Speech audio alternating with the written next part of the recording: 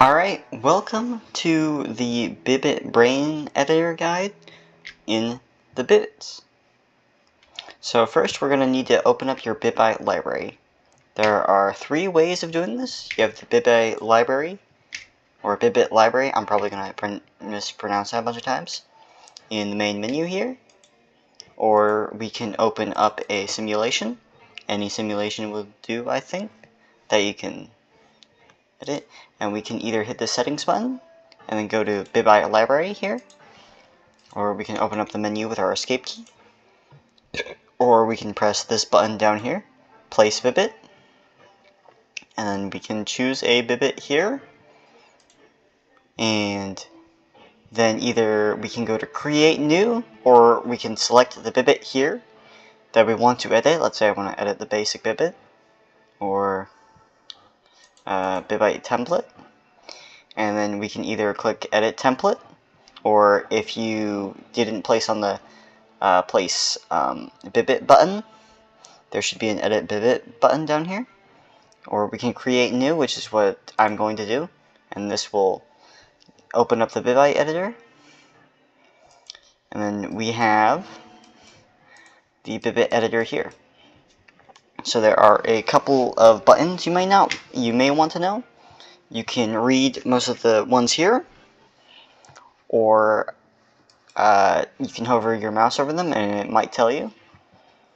Okay, so what you are probably going to want to do for testing is click on this, and this will show you what it will output when the simulation is run. So first of all, I'm going to teach you about nodes and connections. So let's start off with a simple one. Let's say I wanted to make them turn towards plants. So this is what I do. Of course, there are more complex ways of doing this, and better ways of doing this, depending on the situation. But for most situations, you just want to do this. And this is a simple node connection. So with this connection, there are two ways of creating them. Either you can click on this, and click on you can click on one of these two buttons, whichever one is highlighted or appears, and you can click on the node you want it connected to, like so. And now that these are connected, this will send a output to this node and add it to its input.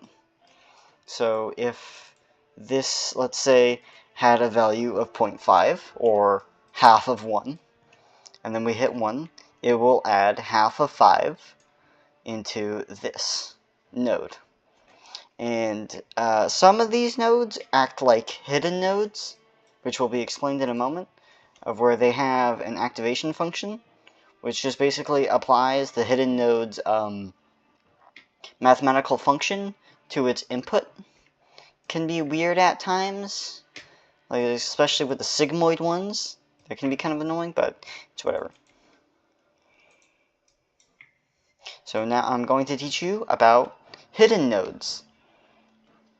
Hidden nodes are like your mathematicians. They perform a mathematical function to their input and then send that out as an output. So this is linear. What linear does is it adds all of its inputs together and sends that as an output. You can see their output on the number above them.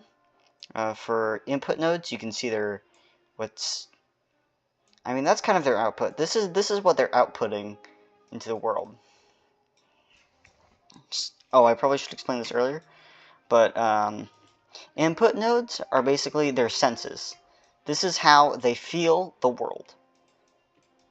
Hidden nodes, they apply a mathematical equation. They allow them to perform basically math and make decisions or remember. And this is an output node, which allows them to perform an action in their world. So, like moving, attacking, healing, making babies, stuff like that. But as I was saying with this linear, you can also do the opposite. We can make a node attached to them. So it doesn't matter what this thing does, I'm just trying to show. So it adds all of its inputs together, and then sends that as an output. So like, let's do 1 and 1. So everyone knows what 1 plus 1 is, right? It's 2. So if I hit my 1 key, it will perform a step, and it will perform the brain activation. So 1 plus 1 equals 2. But if I set this to 2, and then I press my 1 key, or I press this button, like this, it will play an example. So 1 plus 1, or 1 plus 2, is equal to 3. And this works in reverse as well. So if I set this to -1, and -1 plus 2 is equal to 1. So while we're on the subject of negatives, you can also apply weights, or multipliers basically, to their outputs. So this node can have its weight changed, which basically modifies their outputs. So since this has a weight of 0.5, it'll have this number's output towards this input. So 0.5 times 2 is equal to 1, so this would be basically 1 plus 1, which is equal to 2. See? And the opposite is true too, so we can set this to 2. 2 times 2 equals 4. 4 plus 1 equals 5. And we can do this with much larger numbers as well, and much smaller numbers. Doesn't matter. So now that you know how that works, let's teach about different hidden neurons. So now we have ABS. ABS performs basically exactly like linear. As you can see, it just adds its input, sends it as an output.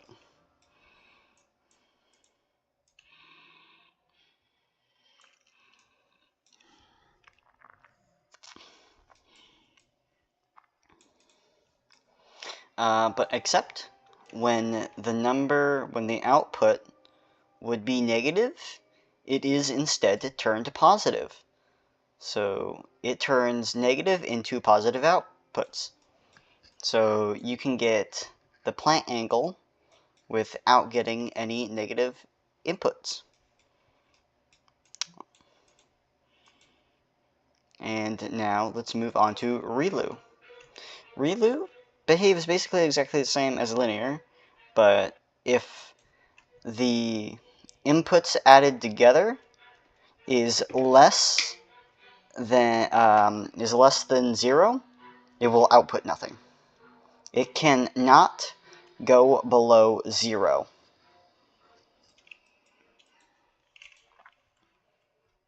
And then we have multiplicative. Multiplicative actually requires multiple inputs. So what it will do is it will multiply all of the inputs together. So if this was 1, and this was also 1, then it would multiply 1 by 1. Also make sure the bias is 1. If you really want to multiply by a different number, just change its output. It's just easier and it looks cleaner.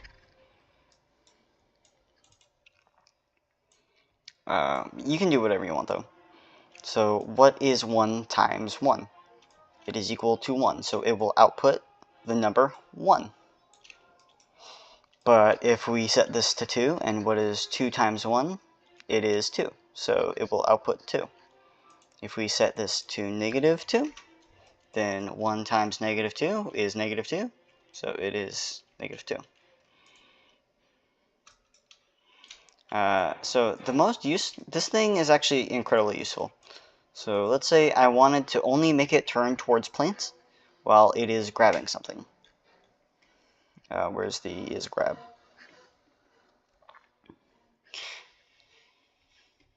Where's the is grabbing? There it is. So now what this does is this acts as an AND gate.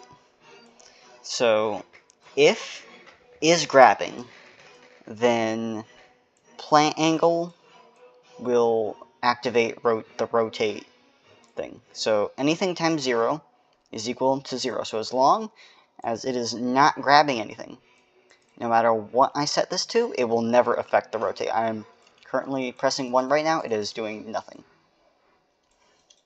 But as soon as it starts grabbing something, so this would be equal to 1, anything times 1 is that number. So it would be allowed to affect the rotate. This is incredibly important knowledge. If you do not know this, you're going to have a hard time. Let's move on. Sigmoid. Sigmoid I don't personally use. I can see the use in it, but it's just kind of annoying to me.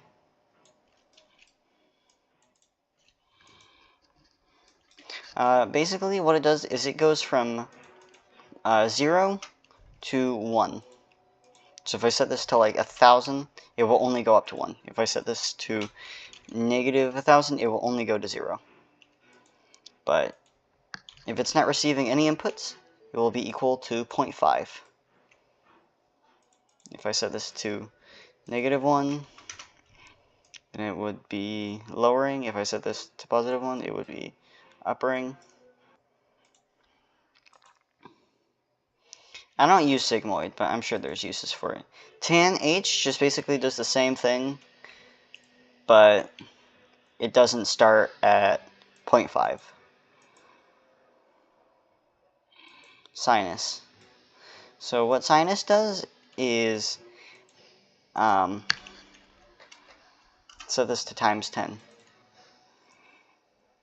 So it will go up and down from negative 1 to 1, and it will constantly rotate or change between them, like so.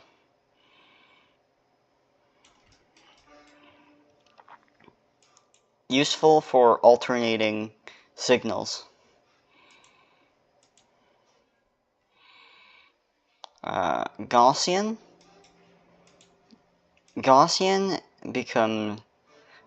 gets lower the bigger the number is. So if I set this to like 1, I probably should have set it to 1. But the bigger the input is, the lower the output will be, because it's dividing the number by 1. So as the number increases, the number becomes smaller. I don't personally use Gaussian, but I can see the use in it. Differential. Now we're actually getting into something cool. So what differential does is, as the number changes, it will send an input or an output based on how much it has changed. So as the number goes higher, it will send a positive output, like so. But as the number gets lower, it will send a negative output based on how much it has changed. Useful for figuring out, if you combine this with a ReLU, like so, you can figure out if a number is going up, or if I set this to a negative. Actually, if the number goes down, it'll have no effect on the ReLU. If it's positive, then the ReLU will output, but if I set this to a -1 weight, then it will only send an output when it is negative, but won't do anything if it's positive. Cool to know. Then we have inhibitory,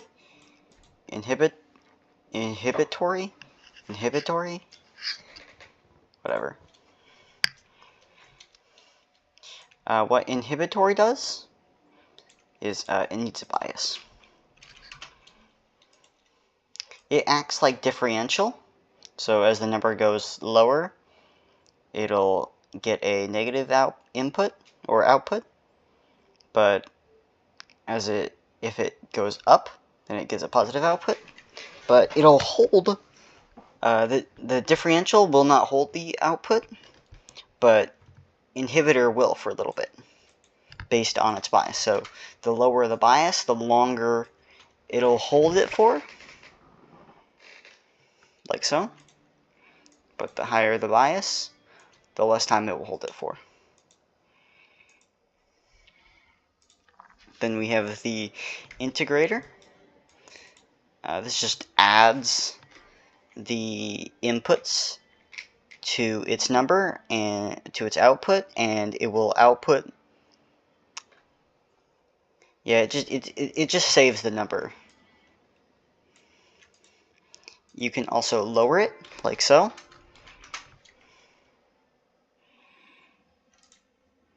It's pretty simple. Latch. Latch will only output 0 or 1. So by default, it is off, but as soon as its input equals 1 or more, it will turn on and it will output 1, no matter what its current input is. But as soon as it goes below the number, I know it says in its description that it changes to 0 if it's equal to 0 or less than 0, but that's actually wrong. It will only go back to 0 once it is less than 0, not equal. So that's wrong. So like, even though I'm pressing the 0 button, it will not work, but as soon as it goes negative, it'll turn off. It's weird, I know, it's good to know.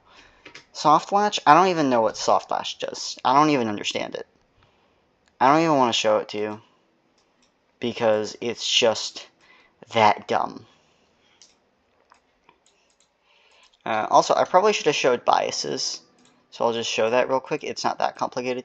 It just adds it. It's if you watched old Bibite videos, you might remember a constant node, and it just basically acts as a constant node. So if I add a bias of 1, it will act like it has a positive 1 node connected to it that adds 1 to it. So it's pretty simple. You can also do negatives to negify the input passively. And you can also add this to hidden nodes, like so. So now that you know how the brain works, or at least the basics, you can make your own Bibites. Of course, it will take some trial and error, but you will be able to learn.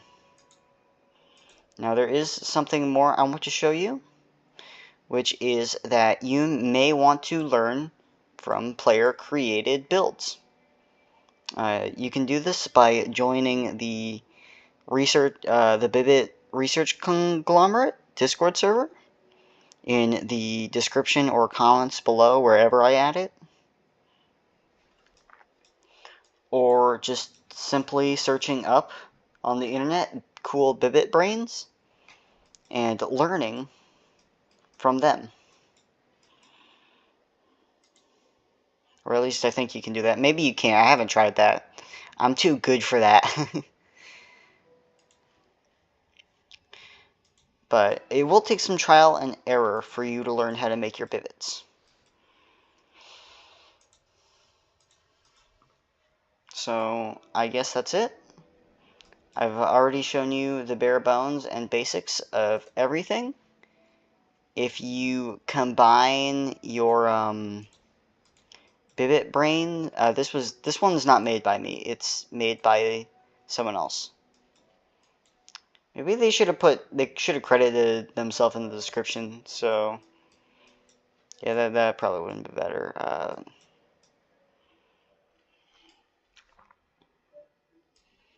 And everyone has their own style of making Bibites.